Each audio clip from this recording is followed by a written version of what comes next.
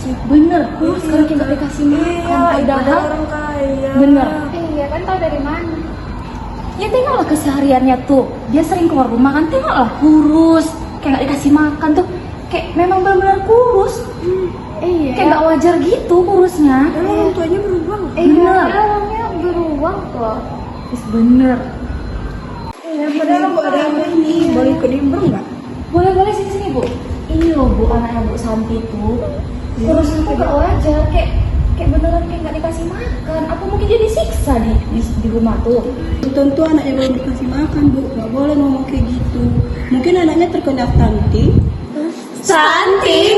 Nah, stunting itu adalah kondisi gagal tumbuh yang dimana mungkin pas Ibu Santi itu lagi hamil, ibunya kekurangan gizi pada saat kehamilannya. Nah, makanya itu anaknya itu lahirnya kecil, nggak kayak pada anak umumnya. Gitu ya Bu, kira-kira itu gara apa ya Bu? Nah Bu, kalau untuk lebih jelasnya nanti bisa kita tanya sama anak nakes ya Bu. Soalnya katanya mau berkunjung di sini Bu. Nah itu udah datang mereka ibu-ibu. Halo ibu-ibu. Ini pagi-pagi ngapain nih? Udah pada ngumpul-ngumpul semuanya. Bahas apaan nih? Ini loh. Stunting Pak. Stunting ya? Kenapa tiba-tiba bahas stunting gini nih? Karena di komplek perumahan itu dia ada ibu-ibu namanya Bu Santi. Nah dia tuh punya anak. Nah anaknya tuh nggak wajar deh. Masa dia kayak kecil lain pada anak umumnya gitu. Oh gitu ya Bu ya. Tentang stunting ya?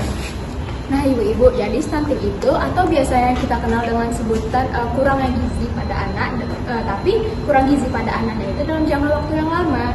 Nah biasanya hal ini disebabkan karena faktor yang lebih kuat itu karena di Indonesia itu kurangnya ekonomi. Jadi faktor utama itu adalah kurangnya ekonomi pada seorang keluarga. Nah sehingga menyebabkan asupan yang diberikan pada seorang ibu hamil itu berkurang, sehingga gizi yang seharusnya pada ibu hamil itu double, tapi dia kurang gizinya. Bisa aja gizi asupan yang dikasih oleh keluarganya itu tidak mencukupi, sehingga mengakibatkan anak yang lahir itu ukurannya lebih kecil dibanding anak yang lainnya. Terus ada juga loh yang disebabkan oleh masalah lingkungan, dan ada juga masalah kesehatan lainnya. Ibu-ibu, biasanya anak stunting ini gejalanya anak itu ukurannya lebih pendek ataupun lebih kecil dibandingkan anak seusianya loh. Terus ada juga loh anaknya ini beratnya tidak normal dengan anak seusianya, dan ada juga anak yang terlihat lebih muda dibanding anak seusianya. Tapi Dek, anak ibu di komplek kami itu, anak Bu Santi itu termasuk anak orang kaya. Nah Ibu, seperti yang saya sebutkan tadi, ada salah satu faktornya itu seperti masalah lingkungan. Kalau boleh tahu, Ibu tahu nggak Ibu Santi itu kerjanya apa? Apakah dia seorang pengusaha atau gimana? Oh iya Bu, dia seorang pengusaha. Nah, bisa jadi dia di perusahaan tersebut dia bekerja sebagai manajer perusahaan tersebut. Bisa jadi ketika dia menghandle perusahaan tersebut, dia datang semasa dia hamil, dia terhidup oleh radiasi di sana, sehingga bisa menyebabkan bayi yang dikandungnya itu terpapar oleh sinar radiasi yang dihirupnya. Oh ya, akibatnya apa, Dek? Baik Ibu, jadi akibat dari stunting itu bisa mengganggu pertumbuhan fisik anaknya seperti bertumbuh pendek. Terus yang kedua juga bisa mengganggu perkembangan otaknya sehingga nanti mempengaruhi juga prestasi di masa sekolahnya dan juga produktivitasnya, efektivitasnya di usia-usia produktif. Nah, ibu-ibu di sini ada pengobatan stunting. Yang pertama itu bisa dengan pemberian obat-obatan yang sesuai. Yang kedua itu memberikan nutrisi tambahan seperti protein hewani, lemak, kalori. Terus yang ketiga itu pemberian vitamin. Nah, seperti susu, buah-buahan. Selanjutnya ialah perilaku hidup bersih dan sehat, seperti mencuci tangan. Ya Dek, pencegahannya tuh gimana Dek? Nah iya nih ibu, ini juga agak ngeri juga ya kalau kita pikir-pikir. Jadi selama ini ibu udah pernah nggak di puskesmas atau di sekitaran sini itu dapat poster atau tentang pemberitahuan tentang stunting itu belum pernah ya? Belum. Nah mungkin nanti kami bakal coba ngasih beberapa salah satu contoh poster yang kami punya. Ini dari Germas, seperti ini tampilannya nih, bisa ibu-ibu lihat. Nih seperti ini. Nanti bakal kita coba tempel di sekitaran sini biar masyarakat itu pada tahu nih stunting itu apa, sebab gejalanya gimana, gimana. Terus kalau yang tadi ibu tanya, Ibu Aulinta ya tadi namanya, Ibu Aulin nanya nih pencegahannya gimana. Nah salah satu pencegahannya itu bisa mungkin memenuhi kebutuhan nutrisi pertama pada 1000 hari pertama nih Bu, pada saat kelahiran ibu maupun anaknya juga. Kemudian ibu-ibu juga bisa menerapkan pola hidup sehat. Nah, untuk pola hidup sehat nih mungkin salah satu contoh yang paling penting itu adalah PHBS atau tidak mencuci tangan nih.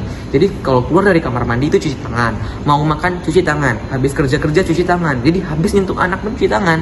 Kalau punya bayi atau balita nih, sebelum mereka nyentuh, cuci tangan terlebih dahulu. Jadi itu PHBS atau perilaku hidup bersih dan sehat itu harus pentingnya paling utama. Kemudian nih ibu-ibu, ternyata nih penelitian yang terbaru menyatakan stunting itu tuh rupanya ternyata disebabkan oleh pola asuh atau perilaku yang kurang tepat nih oleh ibu. Jadi ada beberapa kondisi di mana seorang ibu itu memberikan pola asuh atau perilaku saat memberi makan bayi atau balita itu tidak sesuai. Jadi itu juga mampu mempengaruhi serta menyebabkan seorang anak itu mengalami yang namanya stunting ibu-ibu. Kemudian itu juga penting bagi kita untuk memberikan edukasi kesehatan gitu loh. Jadi ibu-ibu itu juga harus pahami tentang edukasi kesehatan, nutrisi yang baik dan benar untuk ibu hamil itu gimana, anaknya gimana. Tadi yang sudah disampaikan oleh teman saya itu mungkin bisa mengkonsumsi suplemen, vitamin, protein gitu kan, misalnya kayak tahu, ayam, susu nih. Susu itu merupakan salah satu makanan dengan kandungan kalsium yang paling tinggi nih ibu. Jadi itu mungkin bisa menjadi opsi. Terus kalau buat ibu hamil nih bisa tetap menjaga kesehatannya, kemudian konsumsi susu juga nih paling penting juga nih ibu hamil, karena biasanya stunting itu disebabkan oleh sebelum bayi itu lahir. Jadi bayi itu masih dalam kandungan atau masih disebut dengan janin, itu tuh karena pola dari kehidupan ibunya tidak benar yang menyebabkan anak tersebut lahir dengan kondisi stunting. Kemudian juga akses sanitasi nih, akses kebersihan, akses air bersih itu juga perlu dipertimbangkan. Jadi usahakan nih ibu-ibu itu selama hamil terus anaknya masih bayi itu juga dapat akses air serta sanitasi yang bersih. Kemudian yang terakhir itu penting untuk mendapatkan imunisasi.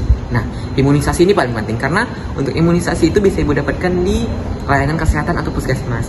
Jadi ibu-ibu jangan terpedaya atau termakan dengan info-info hoax seperti imunisasi itu terbuat dari babi segala macamnya. Itu nggak boleh. Karena imunisasi ini tuh kalau dari pemerintah itu udah pure, bagus, sudah terpercaya. Jadi ibu-ibu tidak perlu takut lagi terkait imunisasi. Jadi begitu. Nah, gimana ibu-ibu? Udah teredukasi belum? Udah paham kan tentang stunting itu apa, gejalanya seperti apa, dan pengobatan serta pencegahannya seperti apa? Iya, terima kasih ya Bu.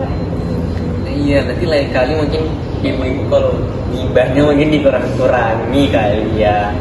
Ntar kalau misalnya lihat orang kurus kecil itu bukan berarti dia nggak dikasih makan, mana tahu dia stunting.